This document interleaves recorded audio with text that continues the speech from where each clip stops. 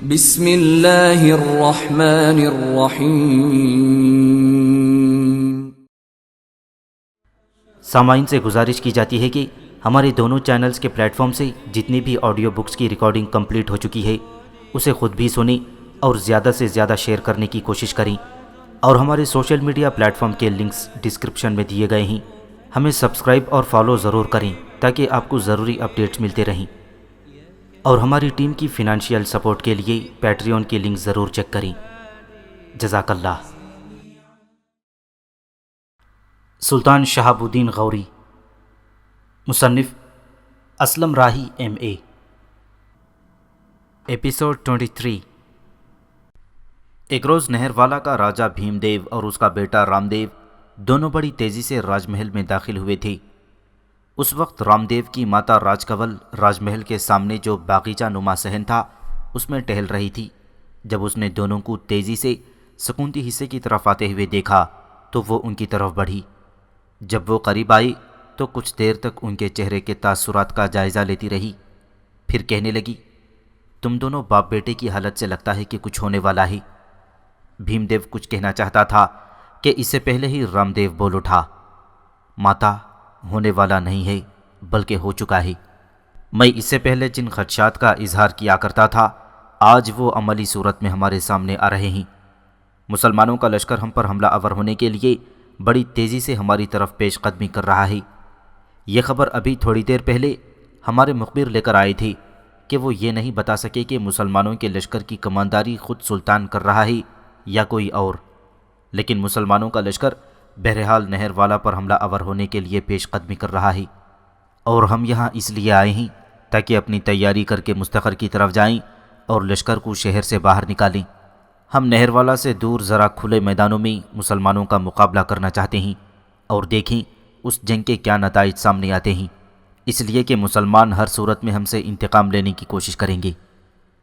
تھوڑی دیر رکنے کے بعد رام دیو کہنے لگا، ماتا، میں جانتا ہوں میری اس ساری گفتگو کا پتا جی برا منائیں گے، لیکن حقیقت میں اب مسلمان مختلف انداز میں ہم پر حملہ آور ہونے کے لیے آ رہے ہیں۔ مسلمانوں نے صرف ملتان اور اچ کو فتح کرنے کے بعد ہمارا رخ کیا تھا، وہ یہاں ہمارے محل وقوع اور حالات سے واقف نہیں تھے، اور پھر ان کے لشکری بھی ان حالات سے انجان تھے، لیکن اب لگاتار کئی معرکوں میں وہ مقامی لشکروں کو شکست دیتے چلے آ رہے ہیں۔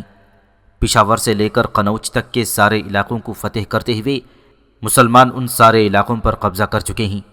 ہندوستان کے بڑے بڑے راجاؤں میں سے کچھ کو انہوں نے ہلاک کر دیا ہے اور کچھ کو اپنے سامنے گھٹنے ٹیکنے پر وہ مجبور کر چکے ہیں۔ اب وہ ہمارا رخ کر رہے ہیں، اور اس سے پہلے جو ہمارے ہاتھیوں نے انہیں پسپائی اختیار کرنے پر مجبور کیا تھا اس کا وہ انتقام ضرور لیں گے۔ میں نے اس موقع پر بھی مشورہ دیا تھا کہ مسلمانوں کے سلطان سے صلح کر لینی چاہیے، لیکن ہم نے صلح کے بجائے ہندوستان کے راجاؤں کو اپنی مدد کے لیے بلوایا، اور مسلمانوں کو پسپا کر کے ہم ایک طرح سے مطمئن اور خوش ہو گئے تھے۔ اب جو مسلمان ہمارے علاقوں کی طرف بڑھ رہے ہیں اس کا مطلب ہے ہمارا اطمینان اور خوشی زائل ہو جائے گی۔ ماتا، میں اور پتا جی اپنی تیاری کرنے کے لیے آئے ہیں اور تیاری کر کے واپس چلے جائیں گے۔ جب تک رام دیو بولتا رہا اس کے بعد بھیم دیو نے جواب میں ایک لفظ بھی نہیں کہا تھا۔ وہ اس کی باتوں سے متفق تھا، تاہم راج کنول کچھ پریشان اور فکر مند ہو گئی تھی، اور بھیم دیو رام دیو دونوں اپنا جنگی لباس پہننے کے بعد استبل کی طرف گئے، گھوڑوں پر سوار ہوئے۔ اس کے بعد وہ راج محل سے نکل گئی تھی۔ تھوڑی دیر بعد بھیم دیو رام دیو اپنے بڑے بڑے اور سرکردہ سالاروں کے ساتھ اپنے لشکر کو لے کر نہر والا سے کوچ کر گئی تھی۔ اپنے مخبروں کی رہنمائی میں بھیم دیو رام دیو اور ان کے سالاروں نے اپنے لشکر کے ساتھ اس شاہراہ پر پڑاؤ کر لیا تھا جس شاہراہ کی طرف مخبروں نے اشارہ دیا تھا کہ مسلمانوں کا لشکر اس پر سفر کرتے ہوئے نہر والا کی طرف بڑھ رہا ہے۔ جس روز راجہ بھیم دیو نے اپنے لشکر کا پڑاؤ کیا تھا اس سے دوسرے روز قطب الدین ایبک ایبا اور ان کے سالار بھی اپنے لشکر کو لے کر وہاں پہنچ گئی، اور بالکل بھیم دیو کے لشکر کے سامنے انہوں نے پڑاؤ کیا تھا۔ ایک دن اور ایک رات دونوں لشکر ایک دوسرے کے سامنے پڑاؤ کیے رہے، اور ساتھ ہی محتاط بھی رہے کہ کوئی کسی پر شبخون نہ مارے۔ اس کے بعد دونوں لشکروں نے ایک دوسرے کی طرف دیکھتے ہوئے اپنے اپنے لشکر میں جنگ کے طبل اور نقارے پیٹ دیے تھے، گویا لشکر اب ایک دوسرے سے ٹکرانے کے لیے تیاری کرنے لگے تھے۔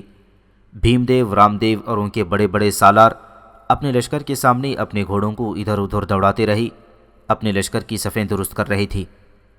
یہی حالت اس وقت قطب الدین ایبک، ایبا اور دوسرے سالاروں کی بھی تھی۔ وہ بھی اپنے لشکر کی صفوں کو استوار کرنے میں مصروف تھے۔ جنگ کی ابتدا نہر والا کے راجہ بھیم دیو نے کی۔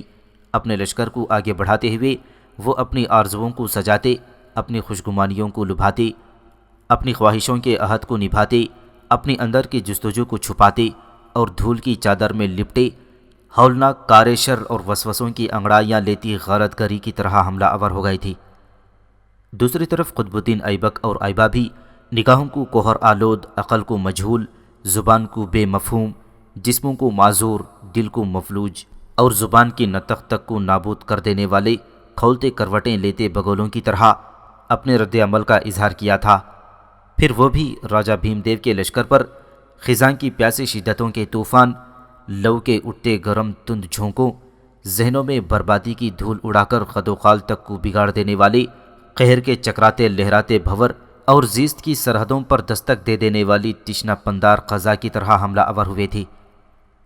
نہر والا کے نواح میں دونوں لشکریوں کے آپس میں ٹکرانے سے ایسا سما بن گیا تھا جیسے فرعون کی بستیوں پر عصائے کلیم کا نزول ہونا شروع ہو گیا ہو، یا نفرتوں کے کھولتے روپ میں الجھن بھری محرومیاں اور روح و قلب کے مستقر میں نئے موسموں کے سراب اٹھ کھڑے ہوئے ہوں۔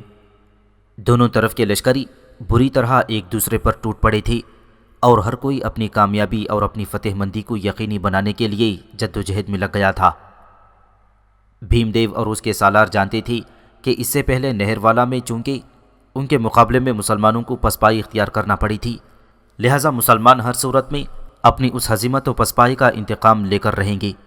اس بنا پر وہ اپنی طرف سے پوری کوشش کر رہے تھے کہ کسی نہ کسی طرح ایک بار پھر مسلمانوں کے قدم آگے نہ بڑھنے پائیں۔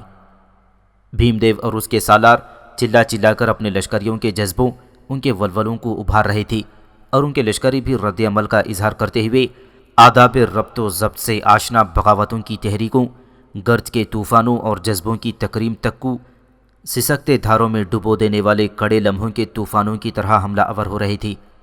وہ تہیہ کر چکے تھے کہ ہر صورت میں اپنی کامیابی کی مہر ثبت کر کے رہیں گے، لیکن ابھی تک انہیں کسی بھی سمت سے اپنی کامیابی کی کوئی جھلک تک دکھائی نہ دے رہی تھی۔ اس لیے دوسری طرف مسلمان لشکری بھی تکبیروں کے سائے میں اپنے سروں پر کفن باندھ کر اور دل کی محرابوں میں حروف کی زندہ روشنی کی طرح ادھر ادھر حرکت کر رہے تھے، اور وہ نعرے بلند کرتے ہوئے تکبیر کی فضاؤں کی گہرے بازگشت میں راجہ بھیم دیو کے لشکر کو موت بے کراں کی گرد میں لاوا بن کر کھول اٹھتے فناہ و تغیر کے بھور اور عہد فراموش میں وحشت بھرے خوابوں کی طرح اپنے کام کی ابتدا کرتے ہوئے دشمن کے لشکر کی تعداد کو کم کرنے کی کوشش کر رہے تھے۔ کچھ دیر کی مزید جنگ کے بعد راجہ بھیم دیو نے صاف طور پر اندازہ لگا لیا تھا کہ اس کے لشکری مسلمانوں کے حملوں کے سامنے پربتوں کے اندھیروں کی طرح سمٹنے اور تشنگی کے ابلتے سمندر میں کسی بے بس مسافر کی طرح پیچھے ہٹنے کی کوشش کر رہے تھے۔ پھر بھیم دیو نے وہ سما بھی دیکھا کہ جب اس کے لشکریوں میں تھوڑی سی پسپائی دکھائی دی، تب مسلمان لشکریوں نے زوردار انداز میں تکبیریں بلند کیں۔ شاید یہ لشکریوں کا ایک دوسرے کو پیغام تھا کہ اب پوری قوت اور طاقت سے دشمن پر حملہ آور ہو کر اور اس پر آخری ضرب لگاتے ہوئے اپنی فتح کو یقینی بنانا ہے، اور پھر ایسا ہی ہوا تھا۔ مسلمان لشکریوں نے قطب الدین ایبک، ایبا اور دوسرے سالاروں کی سرکردگی میں اس زور سے حملے شروع کر دیے تھے کہ انہوں نے اپنے ان لمحوں کے دوران بھیم دیو کے لشکر کی اگلی کئی صفوں کو کاٹتے ہوئے اس کے لشکر کے وسطی حصے میں موت کا کھیل کھیلنا شروع کر دیے تھے۔ یہ صورتحال دیکھتے ہوئے بھیم دیو اور اس کے سالاروں نے اپنی شکست کو اپنے سامنے رقص کرتے ہوئے دیکھ لیا تھا، لہٰذا اپنی جانیں بچانے کی خاطر بھیم دیو نے شکست اور پسپائی کے نقارے بجوا دیے تھے۔ ان نقاروں کی گونج کے ساتھ ہی بھیم دیو شکست اٹھا کر بھاگ کھڑا ہوا اور نہر والا میں داخل ہو کر قلعہ بند ہو کر بیٹھ گیا تھا۔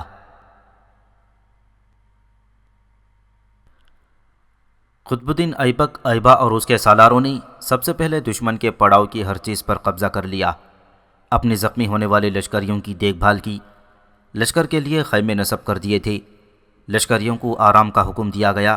پھر قطب الدین ایبک، ایبا اور دوسرے سالاروں کے ساتھ ایک جگہ بیٹھ گئے۔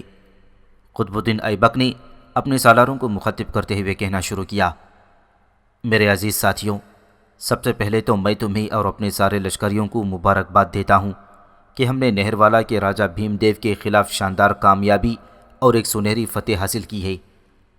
یہ وہی نہر والا ہے جہاں اس سے پہلے ایک بار ہمیں پسپا ہونا پڑا تھا، اور ہم نے اپنی اس پسپائی کا خوب انتقام لیا۔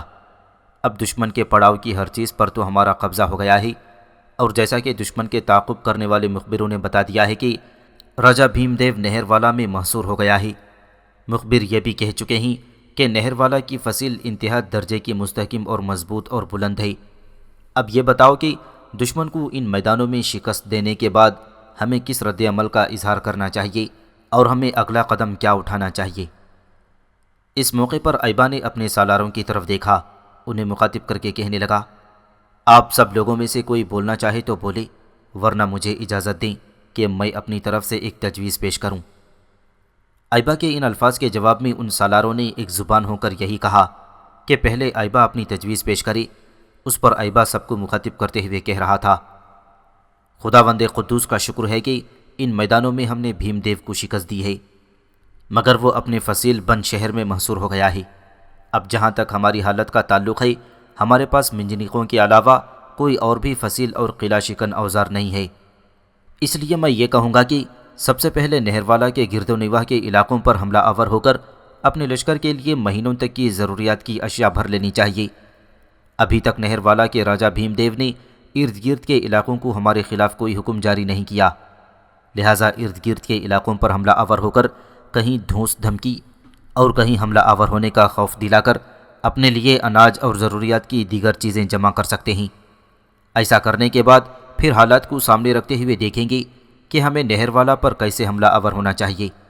نہر والا کو فتح کرنے کے لیے ہمیں یہاں قیام کے دوران منجنیقوں کی بھی ضرورت پڑے گی۔ یہاں درخت بھی کافی ہیں اور انہیں کاٹ کر منجنیقیں بنا کر شہر کی فصیل کو گراتے ہوئے اس شہر پر قبضہ بھی کیا جا سکتا ہے، لیکن یہ اس وقت ہوگا جس وقت ہم اپنے لیے کافی غلہ اور خوراک کا دوسرا سامان جمع کر لیں گے، اس لیے کہ اگر نہر والا کا محاصرہ طول پکڑ گیا تو ہمارے پاس غلے اور دوسری ضروریات کی اشیاء کی کمی نہیں ہونی چاہیے، اور پھر منجنیقیں بناتے ہوئے بھی کچھ وقت لگے گا۔ اس لیے سب سے پہلے ہمیں دو کاموں پر سب سے زیادہ اہمیت دینا چاہیے، ایک لشکر کے لیے غلہ، دوسرے خوراک کے لیے استعمال ہونے والے جانور، اور یہ ساری چیزیں ہمیں نہر والا کے نواح سے وافر مقدار میں مل سکتی ہیں، اس لیے کہ یہ علاقہ پہلے سے میرا جانا پہچانا ہے۔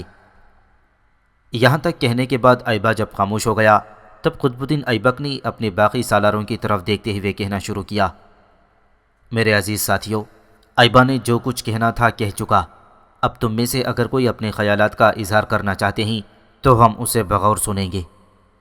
جواب میں سارے سالاروں نے پہلے آپس میں مشورہ کیا، پھر ان میں سے ایک اپنے باقی ساتھیوں کی نمائندگی کرتے ہوئے کہہ رہا تھا، ہم میں سے کسی نے کچھ نہیں کہنا۔ ہمارے خیال کے مطابق جو تجویز ایبا نے پیش کی ہے وہ سب سے بہتر اور قابل عمل ہے، اسی پر عمل کرتے ہوئے ہم نہر والا کو فتح کر سکتے ہیں۔ ہمیں پہلے اپنی ضرورت کا غلہ اور جانور جمع کر لینے چاہیے۔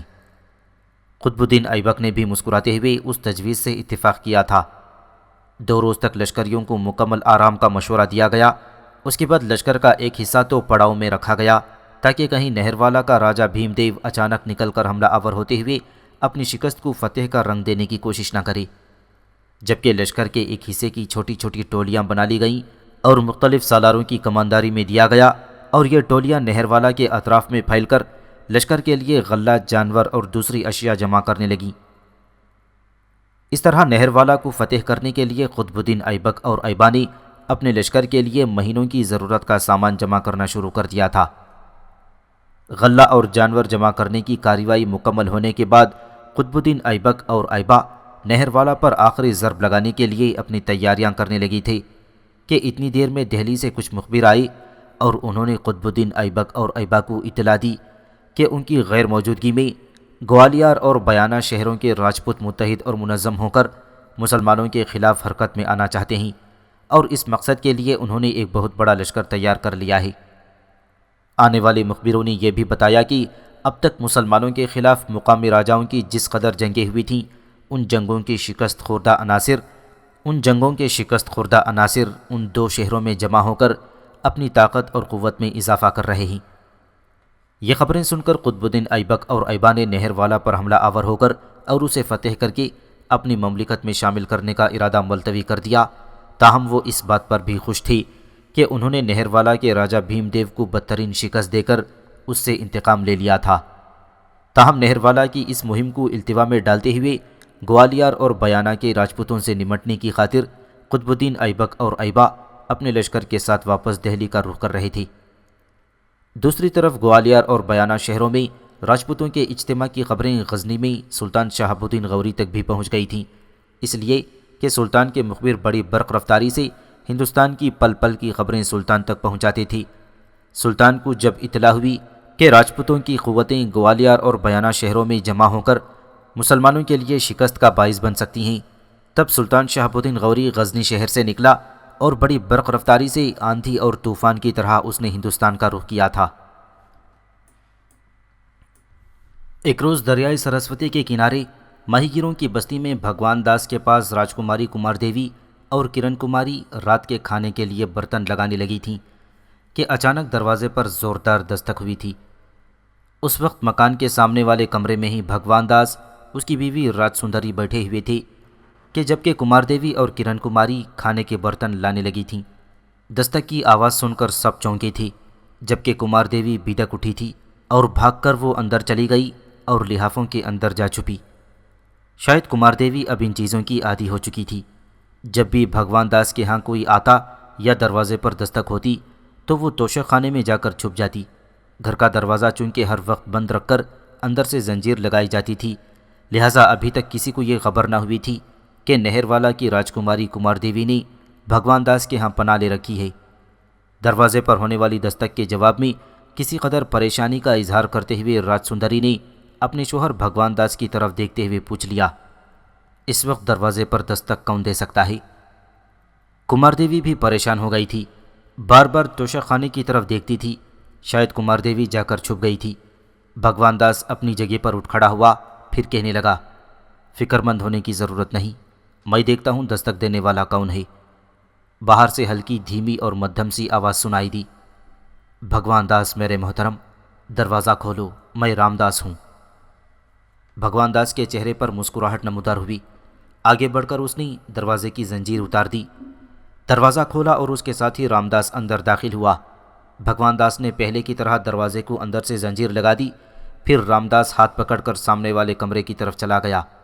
ساتھ ہی سرگوشی کے انداز میں اپنی بیٹی کرن کماری سے کہنے لگا، راجکماری سے کہو توشک خانے سے نکل کر ادھر آ جائے۔ کرن کماری اور اس کی ماں راج سندری دونوں اب مطمئن ہو گئی تھیں۔ کرن کماری توشک خانے کی طرف گئی اور وہاں سے کمار دیوی کو نکال کر اپنے ساتھ لائی۔ رام داس کو دیکھتے ہی کمار دیوی کی خوشی کی کوئی انتہا نہ تھی اور بڑے شوق کا اظہار کرتے ہوئے آگے بڑھ کر وہ رام داس کے قریب ہی بیٹھ گئی، پھر کہنے لگی، بابا اب آپ آئے ہیں تو مجھے کوئی اچھی خبر سنائیے گا۔ جواب میں رام داس مسکرایا اور کہنے لگا، بیٹی تمہیں فکر مند ہونے کی ضرورت نہیں، میں تمہارے لیے اچھی خبر لایا ہوں۔ یہاں تک کہتے کہتے رام داس کو خاموش ہو جانا پڑا، اس لیے کہ شکووں بھری آواز میں کمار دیوی پھر بول اٹھی، بابا آپ نے اس کام کے لیے کئی ہفتے لگا دیے اور آپ کے انتظار میں نے جو یہ ہفتے گزارے ہیں، میں سمجھتی ہوں میری زندگی میں یہ سما سب سے زیادہ کرب خیز ہوگا۔ آپ اتنا عرصہ کہاں رہے؟ جواب میں رام داس کے چہرے پر ہلکا سا تبسم نمودار ہوا، پھر سرگوشی کے انداز میں کہنے لگا، بیٹی کچھ نہ پوچھو مجھ پر کیا بیتی۔ یہاں سے روانہ ہونے کے بعد میں دہلی کی طرف گیا تھا، وہاں سے پتہ چلا کہ سلطان شہاب الدین غوری اپنے لشکر کے ساتھ قنوج کی طرف گیا ہوا ہے، اس لیے کہ قنوج کا راجہ جے چند اور بھیم راج سلطان کے خلاف جنگ آزما ہوئے تھے اور دونوں کو شکست ہوئی۔ مسلمانوں کے سلطان نے قنوج پر قبضہ کر لیا تھا۔ پھر میں جب قنوج پہنچا تو پتہ چلا کہ مسلمانوں کا لشکر بنارس جا چکا ہے۔ اب میری بدقسمتی کہ میں بنارس کی طرف روانہ ہو گیا۔ جب بنارس پہنچا تو وہاں سے پتہ چلا کہ مسلمانوں کا لشکر دہلی چلا گیا ہے۔ میری بدقسمتی راستے میں کہیں میرا ٹکراؤ مسلمانوں کے لشکر سے نہیں ہوا، اس لیے کہ میں دریائے گنگا کے کنارے کنارے بنارس کی طرف گیا تھا، جبکہ مسلمانوں کا لشکر بنارس سے نکل کر دریائے جمنا کے کنارے کنارے دہلی کی طرف روانہ ہوا تھا۔ اس بنا پر راستے میں میرا اور مسلمانوں کے لشکر کا کہیں آمنا سامنا نہ ہو سکا۔ جس کی بنا پر میں بنارس جا پہنچا۔ بنارس سے جب پتہ چلا کہ مسلمانوں کا لشکر تو دہلی جا چکا ہی، تب میں دم لیے بغیر پلٹا اور دہلی کا رخ کیا۔ لیکن دہلی پہنچ کر بھی میری بدقسمتی میں کمی نہیں آئی، نہ اس کا خاتمہ ہوا تھا، اس لیے کہ دہلی پہنچ کر پتہ چلا کہ مسلمانوں کا لشکر تو اجمیر جا چکا ہی، لیکن میں نے بھی پیچھا نہیں چھوڑا۔ دہلی سے نکل کر منزل پر منزل مارتا ہوا اجمیر جا پہنچا، اور اجمیر کے نواح میں پھر میری ملاقات مسلمانوں کے لشکر میں ایبا سے ہوئی تھی۔ یہاں تک کہنے کے بعد رامداس کو رک جانا پڑا، اس لیے کہ اس کی بات کاٹتے ہوئے راجکماری کمار دیوی پھر بول اٹھی، پھر آپ نے جب میرے حالات ایبا کو سنائے ہوں گے تو اس نے کیا کہا؟ جواب میں رامداس مسکراتے ہوئے کہنے لگا، بیٹا میں نے تیرے حالات پوری تفصیل سے ایبا سے کہہ دیے۔ تمہارے اس طرح اغوا ہونے اور یہاں بستی میں رہنے پر اس نے بڑا دکھ اور افسوس کا اظہار کیا ہے۔ کمار دیوی پھر اس کی بات کاٹ کر کہنے لگی، صرف دکھ اور افسوس کا اظہار کیا یا یہاں سے مجھے نکالنے کا کوئی بندوبست بھی کیا ہے؟ کمار دیوی کے اس سوال پر رامداس نے اس موضوع پر ایبا سے ہونے والی گفتگو پوری تفصیل کے ساتھ کہہ دی تھی۔ رامداس جب خاموش ہوا تب کمار دیوی کسی قدر پریشان اور فکر مند ہو گئی تھی۔ بھگوان داس، کرن کماری، راج سندری اور رامداس چاروں بڑے غور اور فکر مندی سے اس کی طرف دیکھے جا رہے تھے۔ اس موقع پر رامداس نے پھر اسے مخاطب کیا، بیٹی کیا بات ہے؟ میں دیکھتا ہوں کہ میری اس گفتگو سے تو پریشان اور فکر مند اور الجھ سی گئی ہے۔ کیا تو اس گفتگو سے مطمئن نہیں ہے جو میرے اور ایبا کے درمیان ہوئی؟ جواب میں کمار دیوی چونکی، پھر دکھ بھرے انداز میں کہنے لگی، میں سمجھتی ہوں میں اس کی نظروں میں گر گئی ہوں۔ میں نے خود اپنے ہاتھوں سے اپنے آپ کو اس کی نگاہوں میں گرا لیا ہے۔ بابا، اسے کسی نے یہ بتایا کہ میں نے راج مندر میں جا کر سوگند کھائی تھی کہ جب تک اسے خود قتل نہیں کروں گی اس وقت تک شادی نہیں کروں گی۔ وہ کیا سوچتا ہوگا کہ وہ لڑکی جس نے مندر میں جا کر اس کے قتل کی سوگند کھائی تھی، اب وہی لڑکی اوباشوں اور بدماشوں کے خلاف اس سے مدد کی طلبگار ہے؟ کیا میرے اس رویے، میری اس مانگ پر اس نے مجھے ایک متلون مزاج، احمق اور بے وقوف قسم کی لڑکی خیال نہ کیا ہوگا؟ یہاں تک کہنے کے بعد تھوڑی دیر کے لیے کمار دیوی پھر خاموش رہی، انجان سوچوں میں الجھی رہی۔ اس کے بعد دوبارہ وہ سب کی طرف دیکھتے ہوئے کہنے لگی، نہ جانے اسے کس نے بتا دیا کہ میں نے راج مندر میں جا کر یہ سوگند کھائی تھی۔ بابا، آپ نے تو کہیں دوران گفتگو اس سے میری اس سوگند کا ذکر نہیں کیا۔ جواب میں رامداس مسکرایا اور کہنے لگا، بیٹا تم کس قسم کی گفتگو کرتی ہو؟ اس بات کا انکشاف تو خود ایبا نے مجھ سے کیا ہے۔ میں نے تو اس موضوع پر کوئی بات چھیڑی ہی نہیں۔ گو جس وقت میں تمہارے پاس کھانا لے کر آتا تھا تم نے مجھے اپنی زندگی کی ساری تفصیل بتا دی تھی، لیکن میں نے کبھی کسی سے اس کا اظہار نہیں کیا۔ بیٹا میں کافی دیر اس کے پاس بیٹھا رہا، وہ بڑا ہسمکھ انسان ہے، میرے ساتھ بڑی خوش اسلوبی سے گفتگو کرتا رہا، اور جس روز میں نے وہاں سے رخصت ہونا تھا اس وقت بھی اس نے مجھے بلایا، کافی دیر میرے پاس بیٹھا رہا، مسکراتے ہوئے باتیں کرتا رہا، لہٰذا میں سمجھتا ہوں کہ تم اس کی نگاہوں میں گری نہیں ہو۔ اس کے علاوہ ملاقات کے دوران میری بیٹی، اس نے میرے سامنے ایک لفظ بھی ایسا نہیں کہا جو تمہاری بے عزتی، تمہاری توہین کا باعث بنتا ہو۔ اس نے تمہاری ذات سے متعلق گفتگو ہی نہیں کی۔ میں سمجھتا ہوں وہ بڑا اچھا انسان ہے۔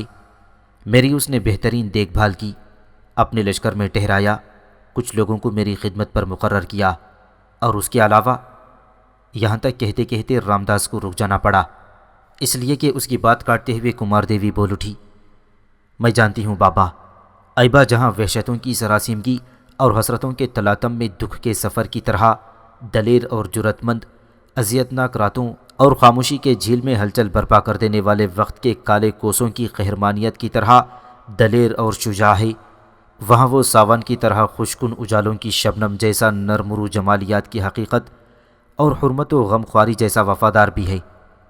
دراصل یہ میری ہی بدقسمتی ہے کہ اس کی ذات کے سلسلے میں مجھ سے کچھ زیادتیاں ہوئی تھیں۔ میرا بھی کچھ زیادہ قصور نہیں، اس لیے کہ اس وقت میں کچی عمر کی تھی، میرا بچپنا تھا۔ جوان ہونے کے بعد جب میں نے اس سلوک پر غور کیا جو میں نے اس پر کیا تھا، تب میرے پاس پچھتاوے کے علاوہ اور کچھ نہیں تھا۔ یہاں تک کہنے کے بعد کمار دیوی رکی، پھر موضوع بدلتے ہوئے کہنے لگی، رامداس میرے محترم، ایبا نے بہت اچھا فیصلہ کیا ہے۔ اگر تمہارے کہنے پر وہ اپنے مسلح جوان تمہارے ساتھ کر دیتا تاکہ وہ مجھے یہاں سے نکال کر لے جائیں، تب میں ان کے ساتھ جانے سے انکار کر دیتی، اس لیے کہ اب میں کسی پر اعتبار نہیں کر سکتی۔ ہاں اگر ایبا خود آتا تو میں اس کے ساتھ کہیں بھی جانے کے لیے تیار ہو جاتی، اس لیے کہ دنیا میں اس وقت واحد وہ شخص ہے جس پر میں اپنی ذات، اپنی حرمت، اپنی عصمت کے معاملے میں اعتماد اور بھروسہ کر سکتی ہوں۔ بہرحال اس نے یہ جو فیصلہ کیا ہے کہ پہلے وہ اپنے آدمیوں کے ذریعے دیوداس اور سنگرام کو گرفتار کرے گا اور ان کی گرفتاری کے بعد وہ مجھے یہاں سے نکالے گا، اور اس نے جو یہ کہا کہ رات میں مجھے یہاں سے نکالے گا، تو رامداس یہ بات اس کی انتہا درجے کی عقل مندی کی غمازی کرتا ہے۔ دن کے وقت نکال کر وہ نہیں چاہتا کہ لوگوں کو پتہ چل جائے کہ میں نے یہاں پناہ لے رکھی تھی، لہٰذا یہ معاملہ میرے محترم بھگوان داس کے لیے بھی خطرناک ثابت ہو سکتا۔ لہٰذا اب جب بھی ایبا کے آدمی مجھے یہاں سے نکالنے کے لیے آئیں گے تو میں رات کے وقت ہی یہاں سے کوچ کروں گی۔ میں نہیں چاہتی میری وجہ سے میرے بعد اس گھر کے لیے کوئی پریشانی اٹھ کھڑی ہو۔ اتنا کہہ کر کمار دیوی رکی۔ اس کے بعد دوبارہ پہلے کی نسبت زیادہ تاسف اور دکھ کا اظہار کرتے ہوئے کہنے لگی، ایبا کے معاملے میں مجھ سے ایک اور بہت بڑی غلطی ہوئی ہے۔ رامداس میرے محترم، جس وقت آپ یہاں سے چلے گئے اس کے بعد میں بڑی پچھتائی کہ میں ایبا کی بیوی کے مرنے پر دکھ کا اظہار تک نہ کر سکی۔ جب آپ یہاں سے رخصت ہوئے تو مجھے چاہیے تھا کہ میں آپ کو بتاتی کہ میری طرف سے اسے اس کی بیوی کے مارے جانے پر دکھ اور افسوس کا اظہار کیا جائے۔ وہ یہی سوچتا ہوگا کہ کمار دیوی کیسی سنگ دل، کیسی مطلب پرست اور کیسی خوش پسند ہے کہ اپنے جاننے والوں میں سے کسی کے دکھ درد میں شامل ہونا ہی نہیں جانتی۔ کمار دیوی جب خاموش ہوئی تو رامداس پھر بول اٹھا، بیٹی تمہیں اس سلسلے میں پریشان اور فکر مند ہونے کی ضرورت نہیں۔ ایبا نے تمہارے سلسلے میں نہ کوئی شکوہ نہ گلہ کیا ہے، بس بیچارہ مسکراتے ہنستے ہوئے مجھ سے بات کرتا رہا۔ اس کے علاوہ اس سے آگے رامداس کچھ نہ کہہ سکا، اس لیے کہ اس کی بات کاٹتے ہوئے بھگوان داس کہنے لگا، رامداس یہ گفتگو اب ختم کریں، آؤ سب مل کر کھانا کھاتے ہیں۔ رامداس خوش ہو گیا اور کہنے لگا، بھوک تو مجھے واقعی لگی ہے اور آج میں آپ لوگوں کے ساتھ ہی کھانا کھاؤں گا، اس کے بعد میں جلد واپس چلا جاؤں گا تاکہ دیوداس اور سنگرام میری طرف سے کسی شک و شبہ میں نہ پڑیں۔ پہلے ہی میں اتنے دن جو یہاں سے غائب رہا تو جاتے وقت میں نے ان سے کہہ دیا تھا کہ دہلی میں میرے کچھ عزیز ہیں، ان سے ملنے کے لیے جاؤں گا۔ شکر ہے اس سلسلے میں انہوں نے مجھ پر کوئی شک نہیں کیا، اور انہیں اگر تھوڑا سا بھی شک ہو جاتا تو وہ اپنے خاص آدمی میرے پیچھے لگا دیتے جو میرے پورے حالات کی پڑتال کر کے ان دونوں کو خبر کر دیتی، اور اب تک وہ دونوں میری گردن بھی اڑا چکے ہوتے۔ یہاں تک کہنے کے بعد رامداس خاموش ہو گیا، پھر اکٹھے بیٹھ کر کھانا کھانے لگے۔ کھانا کھانے کے بعد رامداس وہاں سے چلا گیا۔ اس کے جانے کے بعد راجکماری کمار دیوی اور سون کرن دونوں اس کمرے میں چلی گئیں جہاں وہ اکٹھی شب بسری کرتی تھیں۔ اس کمرے میں 2 مسہریاں لگی ہوئی تھیں۔ کمار دیوی جب اپنی مسہری کی طرف چلی گئی تب سون کرن اس کے پاس آئی اور اسے مخاطب کر کے کہنے لگی، میری بہن اگر تم اجازت دو تو میں تمہاری مسہری پر بیٹھ کر تھوڑی دیر کے لیے تم سے گفتگو کر سکوں۔ اس پر کمار دیوی نے عجیب سے پریشان کن انداز میں اس کی طرف دیکھا، پھر کسی قدر احتجاجی انداز میں اسے مخاطب کرتے ہوئے کہنے لگی، میری بہن یہ تم کس قسم کی اجنبی پن کی گفتگو کر رہی ہو؟ پہلے ایسا انداز تو کبھی تم نے نہ اپنایا تھا، اب تمہیں کیا ہو گیا ہے؟ سون کرن آگے بڑھی، چپ چاپ کمار دیوی کے پاس بیٹھ گئی، پھر اسے مخاطب کر کے کہنے لگی، میری بہن اگر تم برا نہ مانو تو ایک سوال کروں۔ اس سے پہلے میں نے ایک بار باورچی خانے میں تم سے سوال کیا تھا، لیکن حالات کی ستم ظریفی کہ جس وقت میں نے سوال کیا تھا اس وقت بستی کی لڑکیوں نے دروازے پر دستک دے دی تھی، لہٰذا میں ان کے ساتھ چلی گئی تھی۔ آج پھر میں وہی سوال تم سے کرتی ہوں، اگر تم اسے اپنے لیے باعث زحمت یا اپنے مزاج کے لیے بیزاری خیال نہ کرو تو مجھے ضرور بتانا، مجھے تمہارے جواب سے ایک طرح کا اطمینان اور دلی سکون ہوگا۔ اس موقع پر کمار دیوی نے شرارت آمیز انداز میں اس کی طرف دیکھا، پھر ہلکے سے تبسم میں کہنے لگی، میں تو وہ سوال ہی بھول چکی ہوں جو تم نے کیا تھا۔ جواب میں اسی کے سے انداز میں سون کرن نے شرارت آمیز انداز میں کندھے اچکائے، پھر کہنے لگی، کوئی بات نہیں، اگر وہ سوال تم بھول گئی ہو تو میں پھر کیے دیتی ہوں۔ میرا سوال یہ تھا کہ کیا تم… یہاں تک کہتے کہتے سون کرن کو خاموش ہو جانا پڑا، اس لیے کہ اس کی طرف بغور دیکھتے ہوئے کمار دیوی کہنے لگی، ہاں خوب یاد آیا، تم نے پوچھا تھا کہ میں اب ایبا سے نفرت کرتی ہوں یا محبت۔ سون کرن نے نفی میں گردن ہلائی، پھر کہنے لگی، میں نے یہ سوال نہیں کیا تھا، نفرت والی بات میری بہن تم اپنے پاس سے ملا رہی ہو، میں نے یہ لفظ استعمال نہیں کیا تھا۔ اچھا چلو سوال یوں ہی صحیح تو آج تم اسی سوال کا جواب مجھے دے دو۔ کمار دیوی کے لبوں پر پھر خوشکن اور خوشگوار مسکراہٹ نمودار ہوئی اور کہنے لگی، جواب اس کا یہ ہے کہ میں اس سے نفرت نہیں کرتی۔ کمار دیوی کے ان الفاظ پر سون کرن مسکرائی اور کہنے لگی، میری بہن، گو یہ میرے سوال کا آدھا جواب ہے، لیکن میں پہلے اس کی تفصیل جانوں گی، اس کے بعد میں اپنے آدھے سوال کا جواب تم سے بعد میں طلب کروں گی۔ جو حالات میری بہن تم نے مجھ سے کہے تھے ان کے مطابق پہلے تم ایبا سے نفرت کرتی تھیں اور اس کی شکل تک دیکھنے کی روادار نہیں تھی، بلکہ بقول تمہارے راج مندر میں جا کر تم نے سوگند کھائی تھی کہ جب تک ایبا کو قتل نہیں کرو گی اس وقت تک تم شادی نہیں کرو گی۔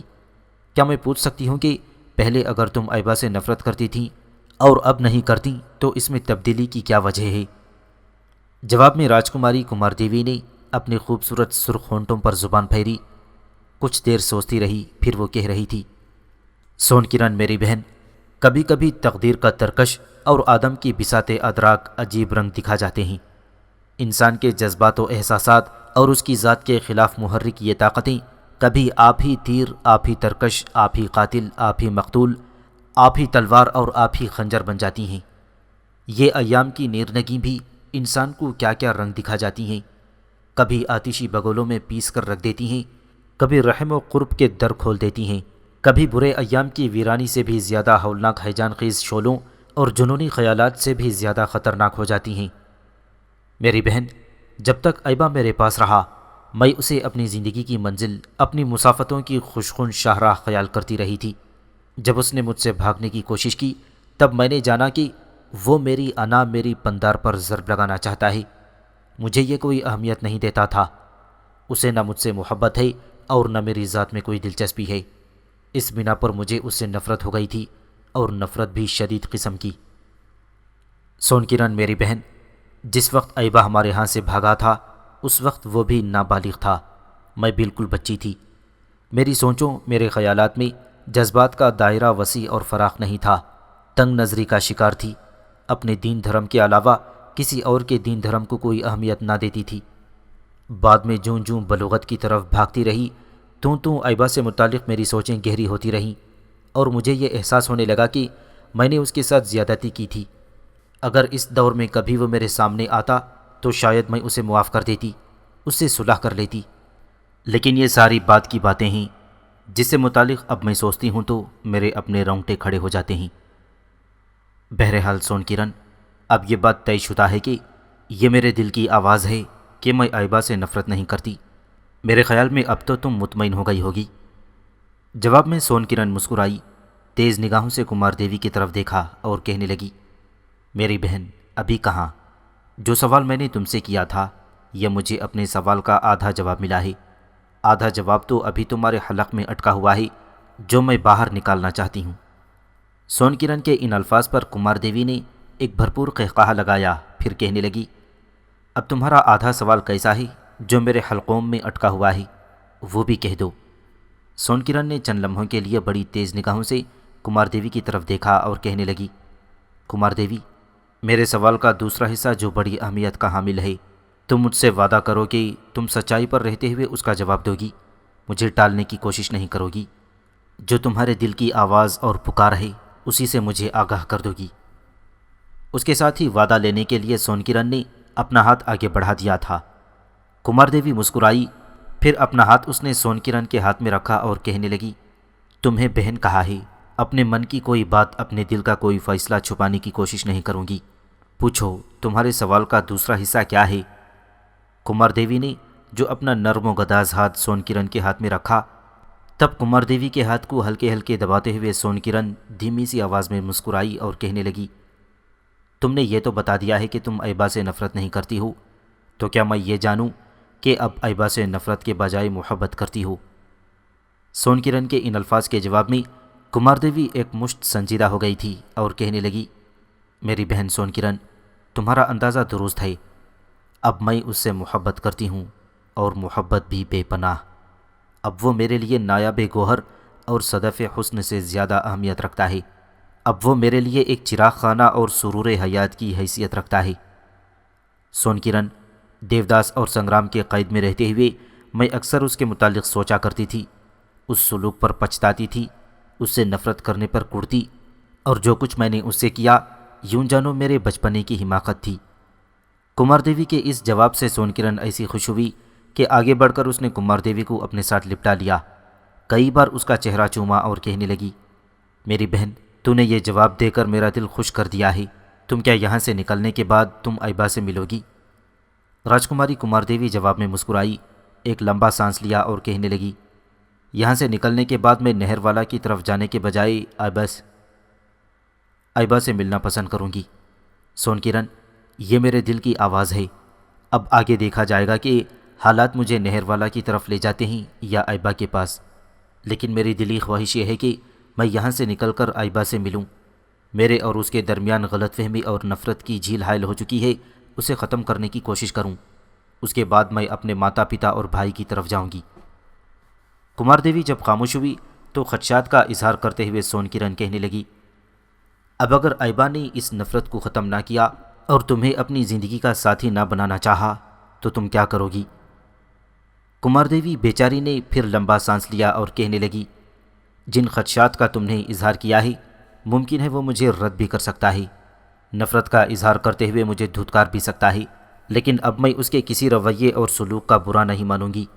اب میں اس کے سامنے نہر والا کی راجکماری بن کر نہیں جاؤں گی، بلکہ ایک داسی کی حیثیت سے اس کے سامنے جاؤں گی اور ہاتھ جوڑتے ہوئے اپنی غلطیوں کی معافی مانگوں گی۔ یہاں تک کہنے کے بعد کمار دیوی رکی، پھر اپنی بات کو آگے بڑھاتے ہوئے کہہ رہی تھی، سونکرن، نہر والا سے نکل کر دیوداس کی قید اور پھر یہاں رہتے ہوئے میں ایبا سے محبت میں اس قدر دور جا چکی ہوں کہ میں ارادہ کر چکی ہوں کہ اپنا دین دھرم چھوڑ کر اسلام قبول کرتے ہوئے اس کی زندگی کی ساتھی اور اس کی بیوی بننا قبول کروں گی، اس لیے کہ اب ایبا کے بغیر میرا جینا، ایبا کے بغیر میرا جیون بالکل ادھورا ہے اور نہ ہونے کے برابر ہے۔ میری بہن، میں نے یہ بھی تہیہ کر رکھا ہے کہ ایبا نے مجھے اپنی بیوی بنانا پسند نہ کیا تو میں اس کے ساتھ ایک داسی کی حیثیت سے رہ لوں گی۔ میں اسے کہوں گی کہ وہ جہاں چاہے جس لڑکی کو پسند کرے اس سے شادی کر لے، میں اس کی بیوی اور اس کی خدمت کرتی رہوں گی۔ بس میں ہر صورت میں ایبا کا قرب چاہتی ہوں، اس کے نزدیک رہنا پسند کرتی ہوں، اپنی گزشتہ غلطیوں کی تلافی کرتے ہوئے اس کی خدمت کرنا چاہتی ہوں، اور میرے سامنے کوئی اور مقصد نہیں۔ جب تک کمار دیوی بولتی رہی، سونکرن مسکراتی رہی۔ کمار دیوی جب خاموش ہوئی تو بڑے پیارے انداز میں سونکرن نے اس کا گال تھپ تھپایا اور کہنے لگی، اب تمہاری آنکھوں میں نیند بھر آئی ہے، سو جاؤ، میں بھی اپنے بستر میں جا کر گھستی ہوں۔ اس پر کمار دیوی اپنے بستر پر دراز ہو گئی تھی، جبکہ سونکرن اپنے بستر پر چلی گئی تھی۔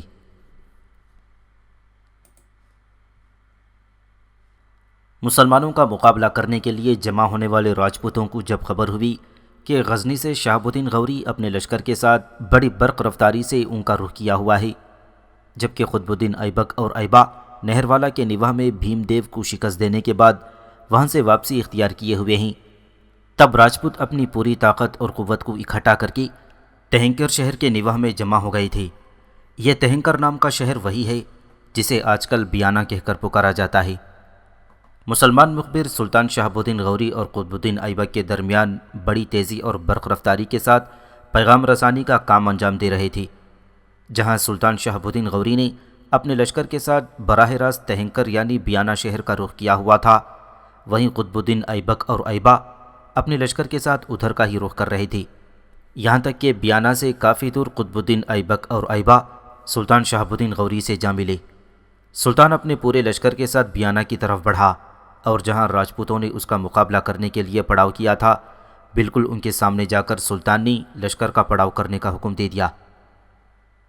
راجپوتوں کے لشکر کی یہ خصوصیت تھی کہ اس میں گوالیار، اجمیر و کالنجر اور بدایوں کے ان گنت جنگجو راجپوت شامل تھے۔ اس کے علاوہ کہ راجہ بھیم دیو نے بھی مسلمانوں سے انتقام لینے کے لیے اپنے لشکر کا ایک حصہ راجپوتوں کی مدد کے لیے روانہ کر دیا تھا۔ اس طرح راجپوتوں کو اپنی متحدہ طاقت پر ایک ظام اور بے بنیاد گمان اور گھمنڈ سا تھا۔ سلطان شہاب الدین غوری کے بیانہ کے پاس پڑاؤ کرنے کے ساتھ ہی راجپوتوں نے جنگ کی ابتدا کرنے کا فیصلہ کر لیا تھا۔ وہ اپنے لشکر کی صفیں درست کرنے لگے تھے اور اپنے لشکریوں کا حوصلہ بڑھانے کے لیے لشکر کے وسطی حصے کے علاوہ بائیں اور دائیں اور پشت کی طرف زور زور سے طبل و نقارے بج اٹھے تھے، لیکن عجیب و غریب آوازوں میں ایک دوسرے کا حوصلہ بلند رکھنے کے لیے نعروں کا سہارا لے رہے تھے۔ دوسری طرف سلطان شہاب الدین غوری بھی اپنے لشکر کی صفیں درست کر چکا تھا۔ اس کے بعد دیکھتے ہی دیکھتے بیانہ کے نواح میں راجپوت سلطان شہاب الدین غوری کے لشکر پر سیاہ کار شب میں تیرگی کے تیز بارش، اندھی مسافتوں کی خونی راستوں پر جالود کی سازشوں کے رقص گہنائے ہوئے رات کی چاند کے سیلے بے پناہ میں درد کا روپ دھارتے لمحوں کی طرح ٹوٹ پڑے تھے۔ مسلمانوں نے بھی فوراً راجپوتوں کے اس حملے کے جواب میں اپنی کارروائی کی، اور وہ بھی تکبیریں بلند کرتے ہوئے راجپوتوں پر عذاب کے سلسلے کھڑے کرتے ہوئے صحرا کے پاسبانوں بے پناہ وحشتیں برپا کرتے دشت کی ویرانیوں کی طرح حملہ آور ہو گئے تھے۔ دونوں لشکریوں کے اس طرح ٹکرانے سے میدان جنگ کے اندر آتش کی حدت، موت کی وحشتیں رگ رگ میں شگاف ہونا شروع ہو گئی تھیں۔ یوں لگتا تھا جیسے دہر کی قیود و اسیری سے نکل کر انگنت غضب آلود سیاد اپنے کام کی ابتدا کر چکے تھے۔ بیانہ کے نواح میں راجپوتوں نے اپنی طرف سے پوری کوشش کی کہ اس جنگ میں مسلمانوں کو بدترین شکست دے کر اپنی پچھلی ساری جنگوں کی شکست کا انتقام لیں، لیکن ان کی بدبختی کہ مسلمانوں کے مقابلے میں ان کی کوئی تدبیر، ان کا کوئی بھی جتن کامیاب نہ ہو سکا۔ پھر تھوڑی دیر بعد راجپوتوں نے خود ہی دیکھ لیا کہ سلطان شہاب الدین غوری کے لشکر کے سامنے اب ان کے لشکریوں کی حالت دہر کے آشوب خانے میں شعور کے فقدان و وسوسوں کی پرتوں اور انحطاط کی بے یقینی جیسی ہونا شروع ہو گئی تھی۔ جب ان کے مقابلے میں مسلمان لشکری سرمدی لمحات آتشی دائروں کے بگولوں اور قدرت کے بے قرار احتساب کی طرح آگے بڑھتے ہوئے ان پر حملہ آور ہو رہے تھے اور ان کی تعداد کو بڑی تیزی سے کم کرتے چلے جا رہے تھے، یہاں تک کہ اس جنگ میں راجپوتوں کو شکست ہو گئی۔ بیانہ کے نواح میں سلطان کے ہاتھوں بدترین شکست اٹھانے کے بعد راجپوت بھاگ کھڑے ہوئے، کچھ نے گوالیار کا رخ کر لیا تھا اور کچھ اجمیر کے گرد و نواح کی طرف چلے گئے تھے۔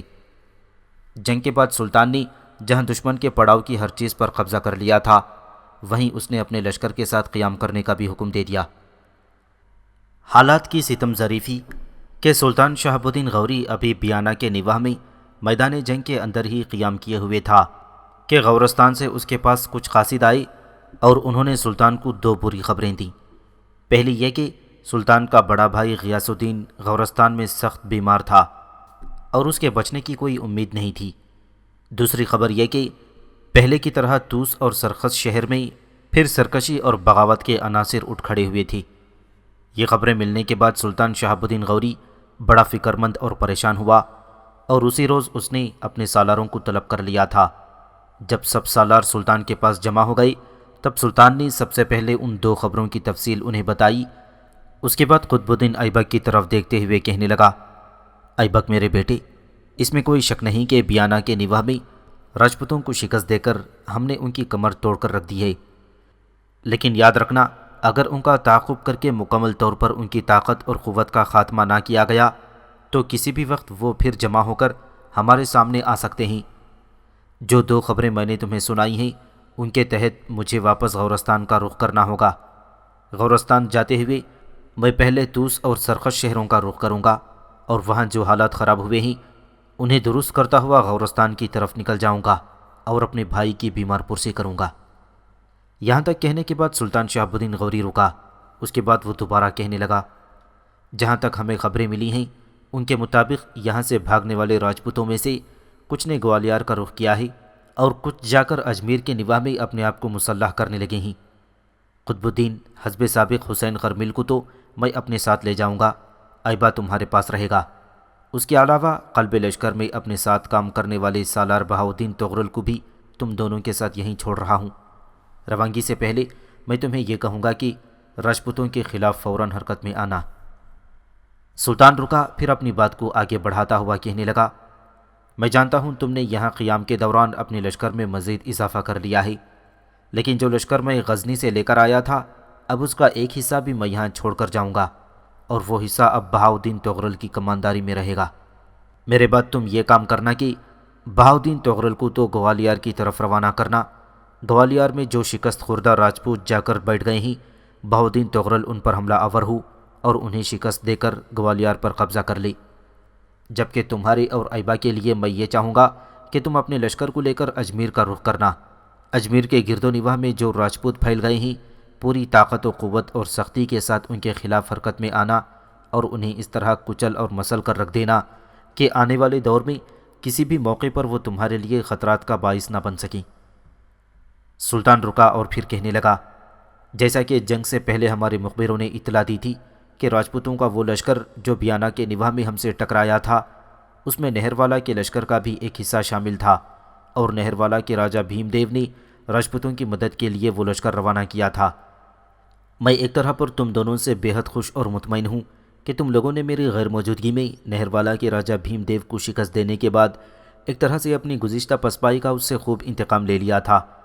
یہاں سے روانگی سے قبل میں تم کو نصیحت کرتا ہوں کہ گوالیار اور اجمیر کے نواح میں راجپوتوں کو اپنے سامنے زیر اور مغلوب کرنے کے بعد بہاؤدین تغرل کو تو اپنے پیچھے علاقے کی دیکھ بھال کے لیے چھوڑنا، جبکہ تم دونوں لشکر لے کر نہروالا کا رخ کرنا، نہروالا کے راجہ سے ٹکرانا، اور اگر ہو سکے تو اس کے علاقوں کو فتح کر کے اپنی مملکت میں شامل کر لینا، تاکہ آنے والے دور میں یہ بھیم دیو اس قابل نہ رہی کہ جگہ جگہ بغاوت کھڑی کرنے والے راجپوتوں کی مدد کر سکے۔